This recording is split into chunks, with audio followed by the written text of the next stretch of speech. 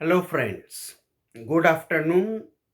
আবার আজকে এই ভিডিওতে আমি 5টা কেমিস্ট্রি ভেরি ইম্পর্টেন্ট কোয়েশ্চেন। আমি আগের ভিডিওতে একটা নতুন চ্যাপ্টার শুরু করেছিলাম, পদার্থের অবস্থা।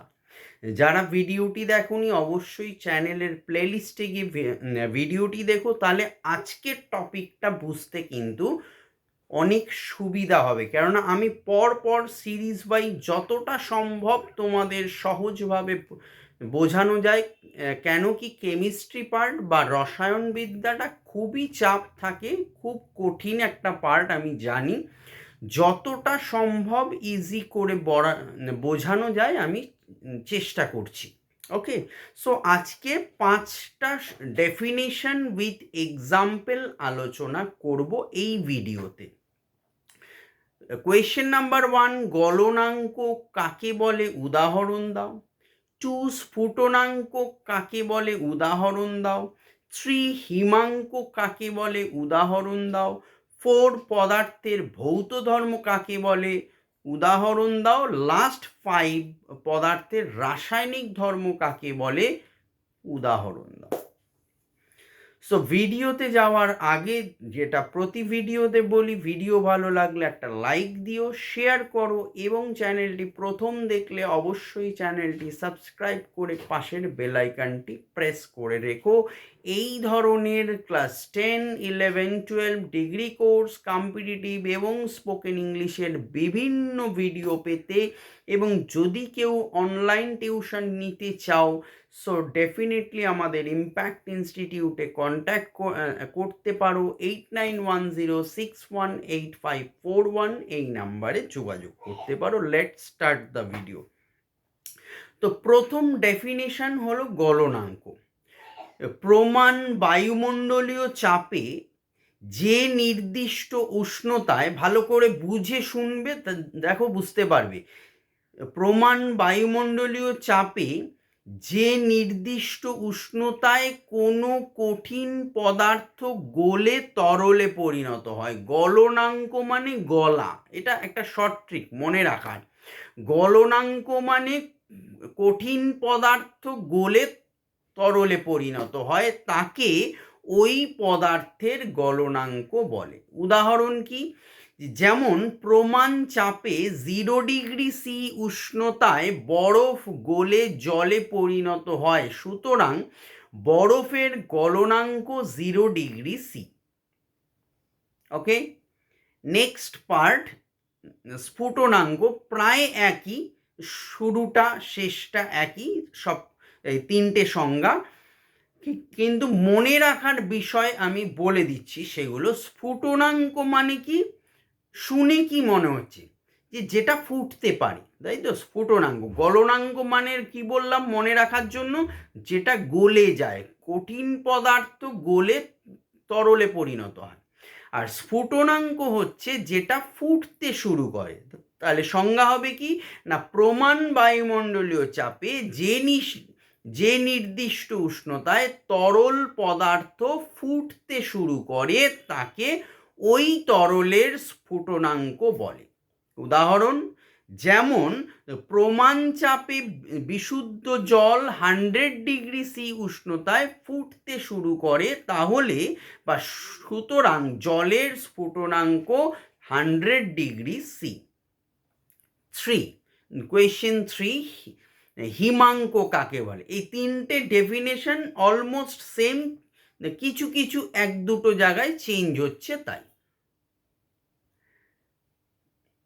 হিমাঙ্ক হচ্ছে প্রমাণ বায়ুমণ্ডলীয় চাপে যে নির্দিষ্ট উষ্ণতায় কোনো তরল পদার্থ জমে কঠিনে পরিণত হয় তাকে ওই তরলের হিমাঙ্ক বলে।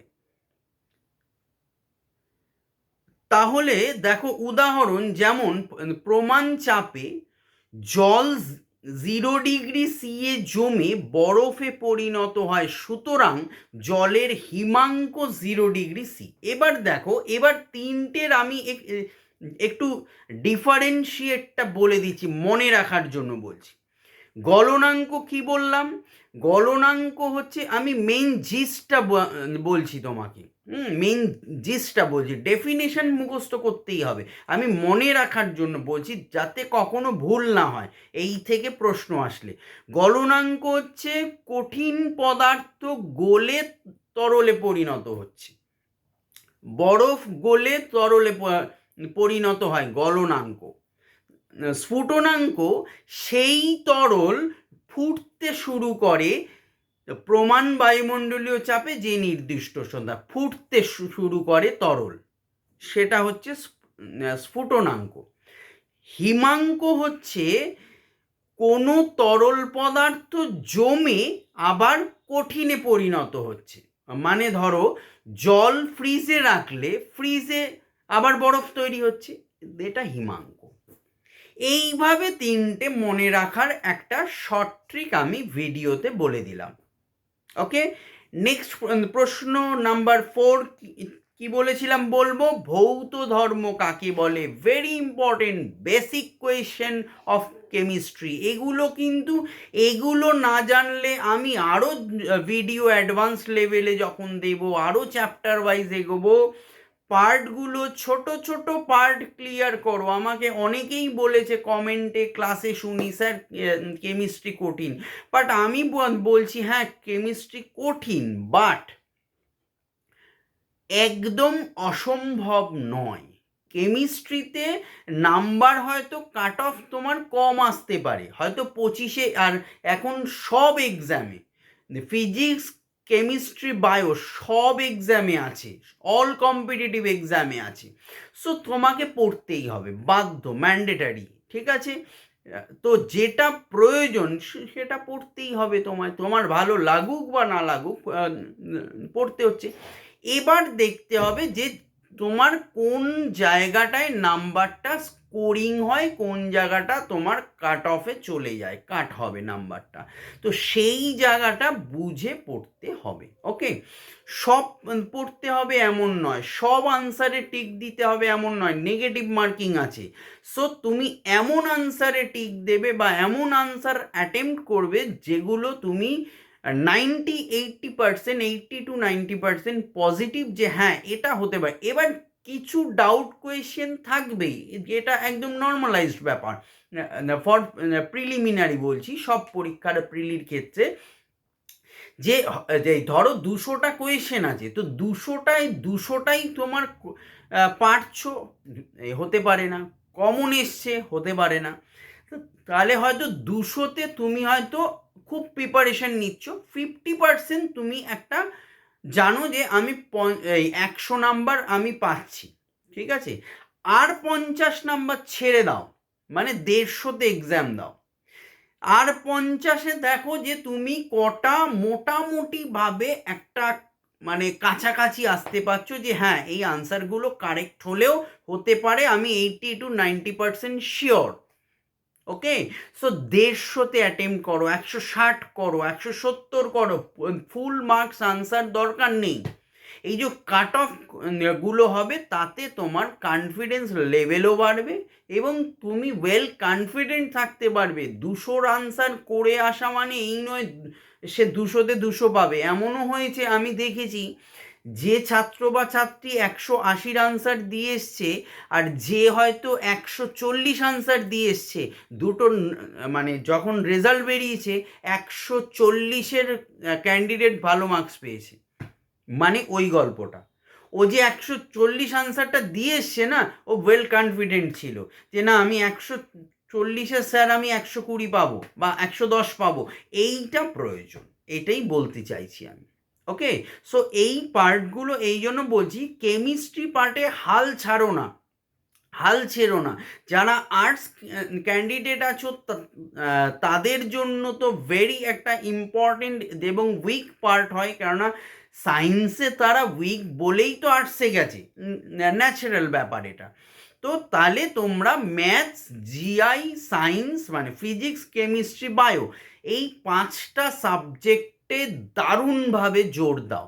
যত জোর দেবে, যত ফোর্সফুলি ডেইলি ওয়াইজ কনসেন্ট্রেট করে পড়বে, দেখবে তোমাদের কিন্তু প্রিলি ক্র্যাক করা, মেন্সটা তো পরে, আগে তো প্রিলি ভাই, তো প্রিলি ক্র্যাক করার জন্য তোমরা কিন্তু এলিজিবল হবে। এটা আমি একটা তোমাদের শর্ট নোট বলে রাখলাম ভিডিওর মাঝে, যদিও ভিডিওটা খুব বড় হবে না, বাট তাই আমি বললাম এগুলো, এই ছোট ছোট মেসেজগুলো তোমরা যদি মনে রাখতে পারো, ভাবো, চিন্তা করো ডিপলি, দেখবে অনেক অনেক উপকৃত হবে। সো ভৌত ধর্ম কাকে বলছে? পদার্থের ভৌত ধর্ম। আনসার ভালো করে শুনবে, বুঝবে। যে ধর্ম থেকে পদার্থের বাহ্যিক অবস্থা ও গুণের পরিচয় পাওয়া যায় তাকে পদার্থের ভৌত ধর্ম বলে। এবারে বলবে স্যার বাহ্যিক অবস্থা ও গুণ মানেটা কি? ধরো এখানে আজ আমার সামনে একটা কাপ, বা তোমার সামনে একটা কাপ আছে আর একটা মোবাইল ফোন আছে। তো তুমি দুটো দেখে দূর থেকে দেখছো, তো তুমি দূর থেকে দেখলে বুঝবে কি করে? তুমি প্রথম কি বুঝবে দেখে? দূর থেকে ধরো কাপ পেন আর মোবাইল ফোন আছে তোমার সামনে, দূরে আছে, তুমি দেখে, তাহলে ফার্স্ট যে আইডেন্টিটি হচ্ছে কি? বাহ্যিক অবস্থা। কাপ হবে লম্বাটে, পেন হবে সরু লম্বা, আর ফোন হবে একটু লম্বা, হালকা খানিকটা চওড়া। এটা হলো অবস্থা, বাহ্যিক অবস্থা। গুণ কি হবে? কাপে চা দেওয়া যায়, চা ধারণ করবে, গরম হবে বাইরেটা, গুণ। পেন দিয়ে আমরা লিখতে পারবো, গুণ। আর মোবাইল ফোনের ফোন আসতে পারে, ফোন যেতে পারে, নানা কাজ করতে পারি, এই গুণ। অর্থাৎ এই যে পদার্থের বাহ্যিক অবস্থা আর এই যে গুণের পরিচয় যে আমরা পেলাম, এইটাকেই বলছে পদার্থের ভৌত ধর্ম। ভৌত ধর্মের, পদার্থের ভৌত ধর্মের উদাহরণ বলছি, শোনো। বর্ণ অর্থাৎ কালার দেখে বুঝতে পারি আমরা। আচ্ছা, স্পর্শ আমরা ছুঁয়ে বুঝতে পারি, এটা বই, এটা পেন, এটা খাতা, এটা মোবাইল, বুঝতে পারি। স্বাদ আমরা কিছু খেয়েও বুঝতে পারি, স্বাদ তার। ধরো আজকে আমলকি খাচ্ছি, তার স্বাদ হচ্ছে টক। আবার একটা মিষ্টি খাচ্ছি, মিষ্টি। আবার একটা উচ্ছে খাচ্ছি, তেতো। এই খাওয়ার এই স্বাদ দেখে, গন্ধ, হ্যাঁ, গন্ধ, ঘনত্ব, দ্রাব্যতা, গলনাঙ্ক, স্ফুটনাঙ্ক, চৌম্বক ধর্ম, তাপ, তড়িৎ পরিবাহিতা, এগুলো হচ্ছে সমস্তটা পদার্থের ভৌত ধর্মের উদাহরণ। এবার লাস্ট ভিডিওর পার্টে বলছি পদার্থের রাসায়নিক ধর্ম কাকে বলছে। ঠিক সম্পূর্ণ ভিন্ন, দেখো একদম জিনিসটা।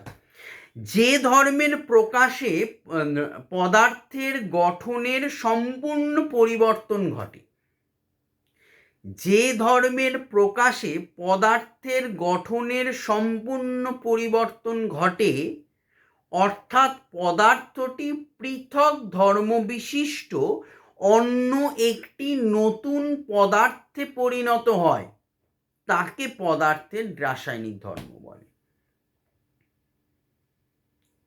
এবারে দেখো উদাহরণে যদি বলি, ধরো মোমের দহন, আমরা মোম লোডশেডিং হলে জ্বালাই, এই মোমের দহন কিন্তু রাসায়নিক পরিবর্তন। অর্থাৎ দেখো এই পরিবর্তনে আমরা নতুন করে আর মোমটা ফিরে পাবো না, অর্থাৎ সম্পূর্ণ পরিবর্তন হয়ে গেল, এইটার রাসায়নিক পরিবর্তনের উদাহরণ। ওকে, সো এই 5টা ডেফিনেশন আমার মনে হলো কেমিস্ট্রি ভেরি ইম্পর্টেন্ট। আরও নতুন নতুন ভিডিও নেক্সট উইক থেকে তোমরা সবই পাবে ক্লাস 5। আমি রুটিনও দিয়ে দেবো একটা নেক্সট উইকে মানডেতে, যাতে তোমরা